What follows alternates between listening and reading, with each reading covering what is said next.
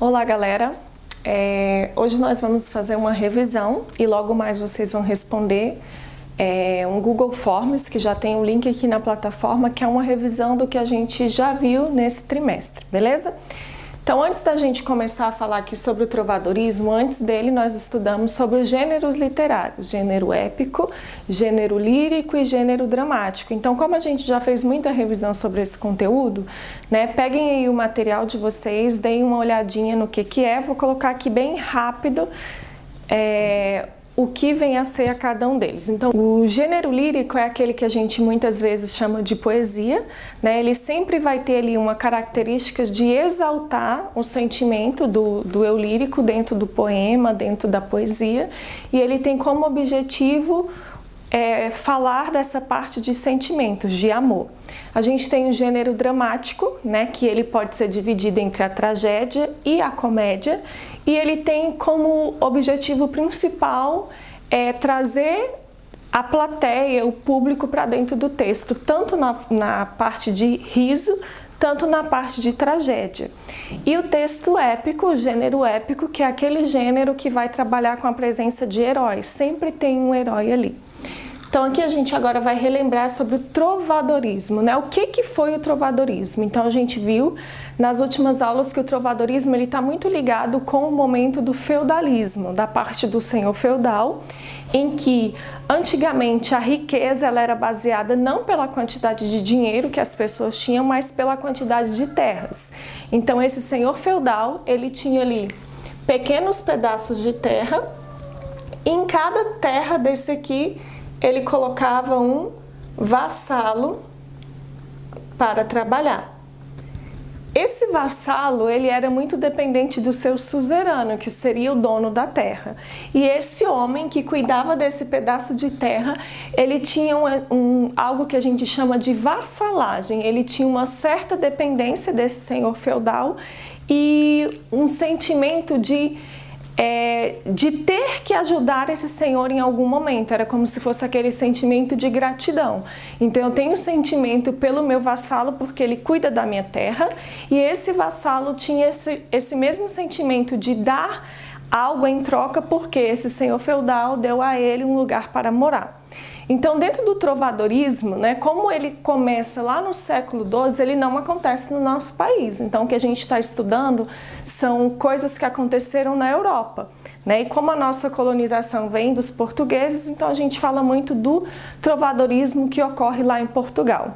Então, todos os textos do trovadorismo, eles não possuem tradução para o nosso português do Brasil, então são linguagens bem mais difíceis, né, que a gente chama de galego-português, então é uma mistura de duas linguagens ali, né, e que eles têm características muito peculiares. Com isso, dentro do trovadorismo, eles criaram as cantigas, que a gente também já viu, a gente vai fazer uma revisão hoje, e essas cantigas elas são divididas em duas partes, as cantigas líricas e as cantigas satíricas. Quando eu falo em cantigas líricas, eu estou falando justamente das cantigas que falam de algum sentimento, né? Então, por isso que é importante a gente saber o que é o gênero lírico. Então, as cantigas eram músicas que elas sempre eram acompanhadas por algum instrumento ali de corda, um violão, né? Ou muitas vezes a lira. Então todo trovador tinha esse texto que ele escrevia, esse texto era cantado, transformado em uma música, algo musicalmente. Então aqui a gente vai relembrar primeiro a cantiga de amor e a cantiga de amigo. Essas duas cantigas aqui são as chamadas cantigas líricas, que são as cantigas que vão falar de sentimentos. Então essa cantiga aqui de amor, ela vem dessa ideia aqui do vassalo. É uma cantiga que ela sempre vai ter a ideia da vassalagem amorosa. Um homem que é o eu lírico masculino, esse homem, ele sempre vai escrever, se é uma cantiga de amor, um texto para uma mulher, e esse homem, ele vai demonstrar por essa mulher uma vassalagem amorosa. O porquê disso? É um amor platônico. Se é platônico, é um amor não correspondido. Somente esse homem é apaixonado por essa mulher. E ele escreve música para ela, né, que seria essa cantiga, exaltando esse amor que ele tem, mostrando aqui um sofrimento amoroso. Essa cantiga, diferente da cantiga de amigo, ela é uma cantiga que tem ambiente palaciano, ou seja, é uma cantiga muito mais bem trabalhada, com uma linguagem mais culta, justamente porque traz essa ideia de dependência. Então, esse homem que se apaixona por essa mulher, eles possuem classes sociais diferentes, então essa mulher ela é muito mais rica, né, do que ele, e esse sentimento, esse amor, ele nunca vai ser correspondido. Então, é um homem que sofre pelo amor de uma mulher que nem sabe, muitas vezes, que ele é apaixonado por ela. Dentro da cantiga de amor, a gente não tem refrão. Então, é um texto lírico, um poema que vai contar ali de uma vez só sobre aquele amor, sem ter a necessidade de ficar repetindo o que ele sente com uma espécie de refrão. A cantiga de amigo, eu vou começar por aqui, é um eu lírico feminino. Só que esse eu lírico feminino, eu lírico é diferente de autor, tá? Todo eu lírico aqui é a pessoa que é colocada dentro da poesia como quem está contando. Porém, tanto o escritor da cantiga de amor quanto da cantiga de amigo são homens. Nessa época as mulheres não escreviam. Então aqui é um homem que se passa por uma mulher, então o eu lírico é feminino, mas o autor é masculino, beleza? Então, essa cantiga de amigo, ela traz um tom confessional. Então, essa mulher, ela confessa ou a Deus, ou a uma amiga, ou a uma mãe, ou a própria natureza, o sofrimento que ela tem por um amigo que partiu. Esse amigo, né, ele na verdade é um namorado, que ele abandonou essa mulher por esse motivo aqui, provavelmente. Então, era um homem que teve que sair daquele lugar ali, daquele feudo, ir para outro lugar, e nesse feudo que ele vivia antes, ele tinha uma paixão, ele tinha um amor, só que ele a abandonou. Então, essa mulher, ela escreve uma poesia, que é essa cantiga, e essa cantiga, o tempo inteiro, ela vem trazendo um refrão, que é justamente reforçando o sentimento que ela tem, a tristeza que ela tem por esse homem que partiu, beleza?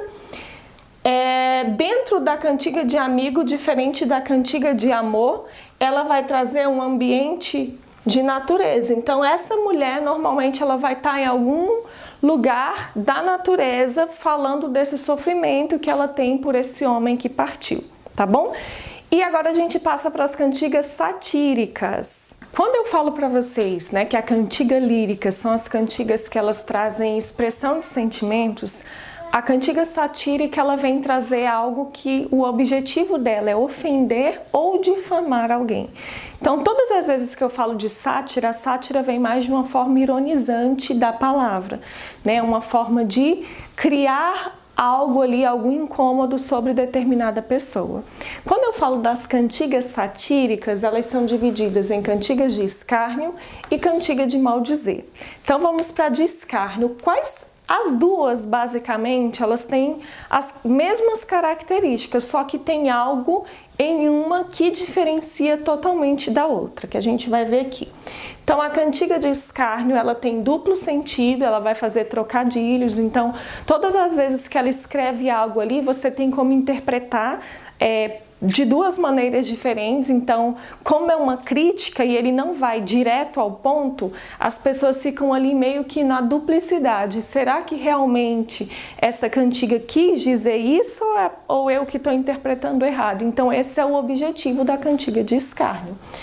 Vai fazer insinuações, né? Então o eu lírico provoca, ele é provocativo, faz insinuações dentro da cantiga, é um tipo de provocação. E essa cantiga de escárnio, ela sempre vai falar mal de alguém, só que de uma forma indireta. O que é uma forma indireta? É aquele, disseram que você fez isso, mas eu não disse quem foi.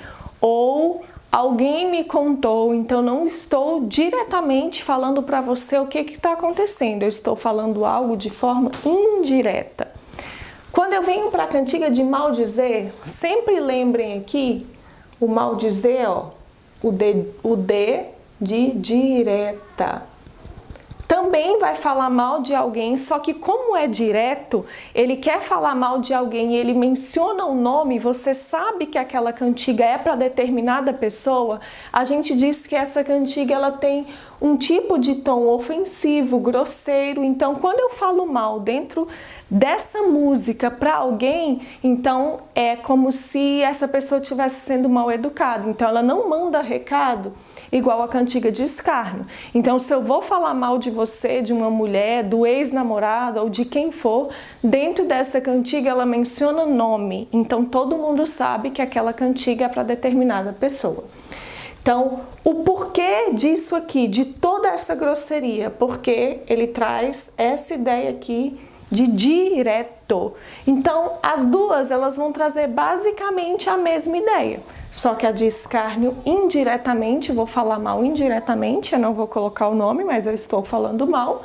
E a de maldizer, eu estou falando mal, só que de uma forma bem direta, bem grosseira, beleza? Como que essas cantigas elas chegaram até o nosso conhecimento?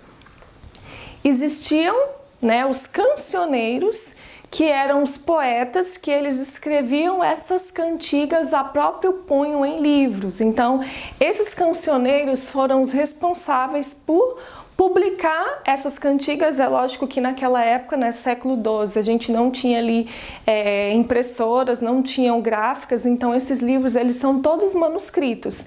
E eles trazem ali os 4 tipos de cantigas e assim a gente começa a entender a primeira escola literária que surge, a primeira escola literária que a gente chama de uma escola literária, que é o trovadorismo de poeta, É uma parte de poesia e de música, Então ela é poética e ela também é musical. Tá bom? Então agora vocês vão entrar aí no link da plataforma, tem 10 questões sobre o Google Forms. Antes de enviar essas questões, eu preciso que vocês analisem item por item e só confirmem o envio após vocês terem revisto as questões, lido direitinho, colocado o nome, tá bom? Então uma boa semana para vocês, tá bom? Bons estudos. Beijos!